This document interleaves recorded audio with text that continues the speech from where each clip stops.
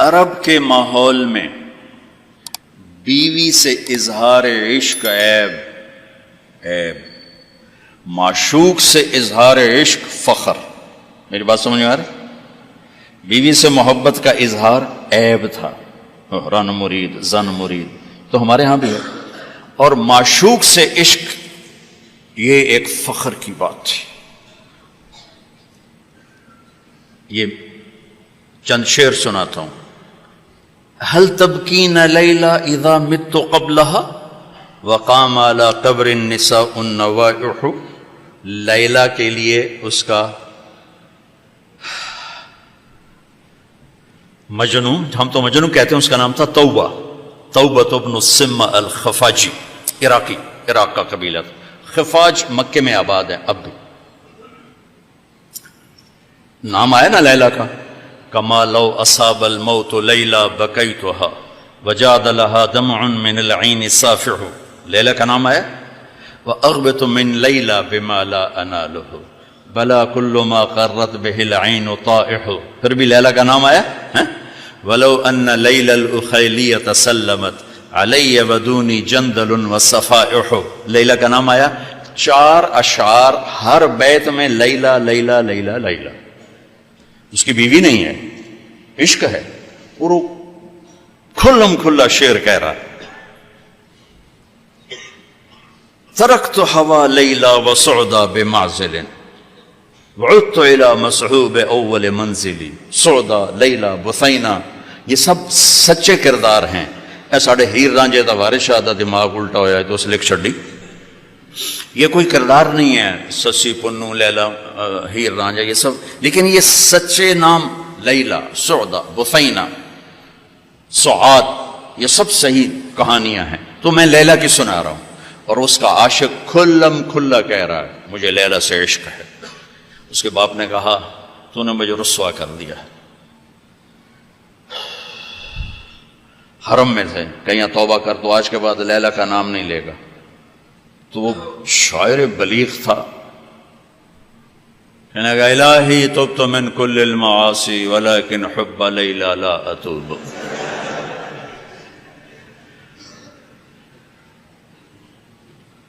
اللہم لا تسلبنی حبها ابدا ویرحم اللہ عبدا قال آمین۔ یہ 2 شعر پڑھ کے ابے کو سنا دیے کہ یا اللہ ہر گناہ سے توبہ، لیلا کی محبت سے نہیں، جو میری دعا پہ آمین کہے اس کا بھی بھلا کر دے۔ یہ میں نے آپ کو عرب کا ماحول بتایا۔ اس ماحول میں کسی کا کہنا مجھے بیوی سے پیار ہے جگر گردے کا کام۔ یہ بات سمجھ میں آ گئی؟ اب سنو، مسجد میں محفل ہے اور میرے نبی سے ایک شخص پوچھتا ہے یا رسول اللہ من احب الناس الیک، آپ کو سب سے زیادہ کس سے پیار ہے؟ اور یہ کان میں نہیں ہو رہی بات، کھلا سوال ہے، کھلی مجلس ہے، اور آپ کھل کے فرماتے ہیں عائشہ سے، عائشہ سے۔ وہ سائل بھی ہل گیا، سننے والے بھی ہل گئے، بھی ایک ہی بڑی۔ اس نے جلدی سے سوال بدلا، یا رسول اللہ میرا مطلب ہے کہ مردوں میں سے کون پیارا ہے؟ تو آپ نے نبض اس کی دیکھ لی، تو اب آپ نے کہنا تھا ابو بکر سے، تو آپ نے کہا عائشہ کے ابا سے، ابوہا عائشہ کے ابا سے۔ میرے بچوں، میرے محترم اساتذہ و مفتیان، یہ زندگی پڑھانے کی ہے جو ان کے کام آئے گی انشاءاللہ۔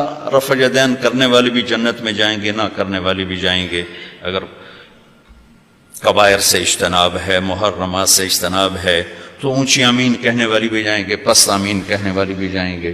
یہ تو مختلف ہی چیزوں میں جنت جہنم کا پھر معیار نہیں رہ جاتا، پھر اولا غیر اولا کا معیار رہ جاتا ہے۔ لیکن جو چیزیں میں آپ کو زندگی کی بتا رہا ہوں، ان پر جنت اور جہنم کے فیصلے ہونے والے ہیں۔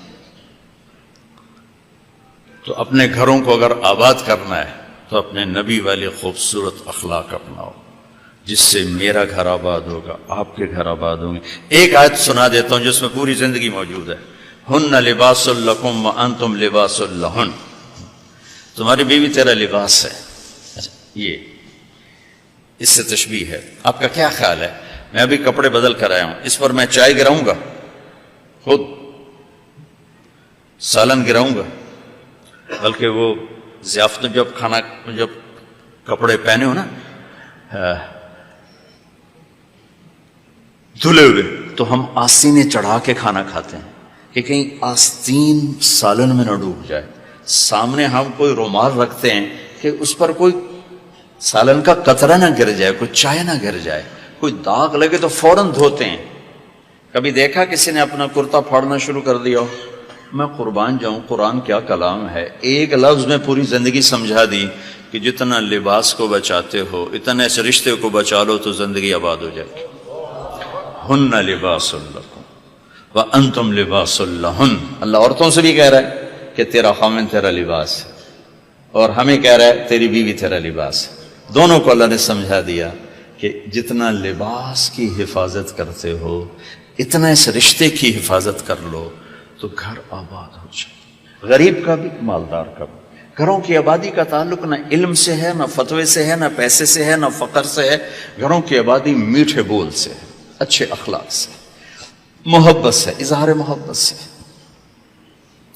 ڈاکٹر عبدالحی رحمۃ اللہ علیہ کی پڑھ رہا تھا میں واقعات، تو اس میں انہوں نے خود ہی اپنا ایک واقعہ ارشاد فرمایا کہ میں اپنے ایک مرید کے گھر گیا کھانا کھانے، تو کھانا بہت بڑھیا تھا. تو فرمایا کہ کس نے کھانا بنایا؟ کہا جی بیگم نے. کہا بلاؤ. بلا کر کہا بیٹی آپ نے کھانا بہت اچھا بنایا تھا، آپ کا شکر گزار ہوں.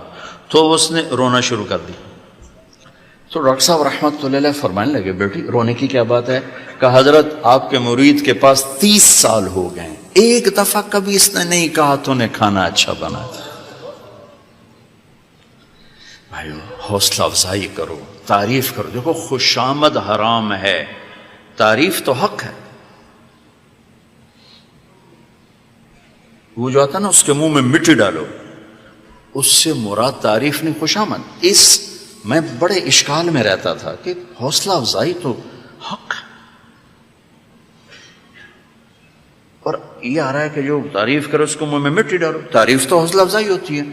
پھر ابن ماجہ پڑھاتے ہوئے میرے سارے سوال حل ہو گئے. یا معاذ ایاک والتمادع فانہ الذبح. معاذ خوشامد سے بچنا، یہ ذبح کر دینا ہے. یہ جہاں جہاں یہ لفظ آتا ہے تعریف کرے منہ میں مٹی ڈالو، خوشامد خوشامد خوشامد. تعریف میرے نبی تعریف کر رہے، اپنے صحابہ کی کتنی تعریف فرما رہے،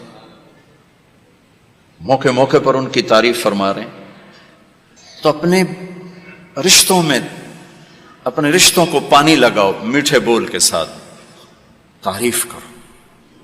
کھانا بنا دو کیا اچھا بنایا ہے، لباس پہنا کیا خوبصورت لگ رہا ہے. ماں کی تعریف کرو، باپ کی تعریف کرو، استاد کی کرو، استاد شاگردگی کرے. اس سے حوصلہ بڑھتا ہے. خوشامد حرام ہے، تعریف میرا حق ہے، آپ کا حق ہے. میں آپ کی کوئی تحریر دیکھوں، آپ کا کوئی تقریر دیکھوں، آپ کی کوئی چیز دیکھوں تو میرے ذمہ ہے کہ میں آپ کی حوصلہ افزائی کروں. تو رشتوں کو پانی پلانے کے لیے حوصلہ افزائی، تعریف، کمیوں سے درگزر، اس سے میرے عزیزوں گھر آباد ہوتے ہیں. وہ عالم کا گھر ہو، مفتی کا گھر ہو، یا کسی ان پڑھ کا گھر ہو. گھروں کی یہ شکل و صورت 4 دن کا کھیل ہوتا ہے، پھر کشش ختم ہو جاتی ہے. لیکن حسن سلوک، حسن اخلاق ایسا حسن ہے جو ہمیشہ چڑھتے سورج کی طرح چڑھتا ہے، کبھی ڈھلتا نہیں. سورج تو نصف النہار پہ آ کے ڈھل جاتا ہے، اخلاق کا سورج موت سے بھی نہیں ڈھلتا ہے، یہ چڑھتا جاتا ہے چڑھتا جاتا ہے.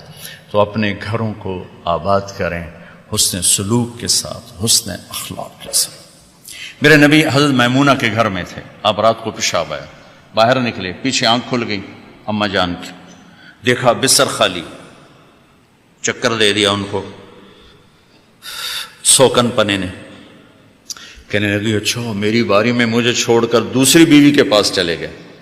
وہ سوکن پن کنڈی لگا دی. اللہ کے نبی آئے، دروازہ بند. آپ نے دستک دی، میمونہ دروازہ کھولو. کہا میں تو نہیں کھولتی. آپ نے کہا کیوں؟ کہا مجھے چھوڑ کے دوسری بیوی کے پاس چلے گئے. کہا اللہ کی بندی انی حاقن، حاقن کہتے ہیں زور سے پیشاب آیا. کہا مجھے پیشاب آیا تھا بڑے زور کا. کہا کوئی پیشاب نہیں، مجھے پتا ہے آپ کہاں گئے ہیں. وہ حضرت عائشہ پیشاب ہو رہا تھا. تو آپ نے کہا اب میمونہ انا رسول اللہ، میں اللہ کا رسول ہوں، صرف تیرا خاوند نہیں ہوں، میں کیسے خیانت کر سکتا ہوں؟ پھر ان کو کرنٹ لگا، ہوئی پہلے وہ سوکن پنا آئے گا تھا، سوکن، کن کسے کہتے ہیں؟ لوہے کو تیز کرتے ہوئے، دھار بناتے ہوئے جو چھوٹے چھوٹے ذرات اڑتے ہیں نا، ذرات، اس کو کن کہتے ہیں۔ آنکھ میں پڑ جائے نا تو آنکھ آدمی تڑپ جاتا ہے، تو جس کی آنکھ میں 100 ذرے پڑ جائیں اس کا کیا حال ہوگا؟ یہ ہے 100 کن، 100 کن اس سے ہے کہ آنکھوں میں 100 ذرے پڑ گئے، بشر ہے۔ تو انہوں نے کہا، آپ نے کہا میں اللہ کا رسول ہوں، میں خیانت کر سکتا ہوں؟ پھر تو جا کے نا دروازہ کھولا ڈرتے ڈرتے، تو اللہ کے نبی مسکراتے ہوئے آئے اور آ کر اپنے چارپائی پہ بیٹھے، ایک لفظ نہیں، ایک لفظ۔ میرا عزیزو، یہ میرے نبی کی خوبصورت زندگی ہے جس میں یہ سارے دروس موجود ہیں۔ زندگی کو حسین بنانے کے لیے پیسہ نہیں چاہیے، اخلاق چاہیے، شکل صورت بھی نہیں چاہیے، اخلاق چاہیے، اچھے اخلاق، میٹھا بول،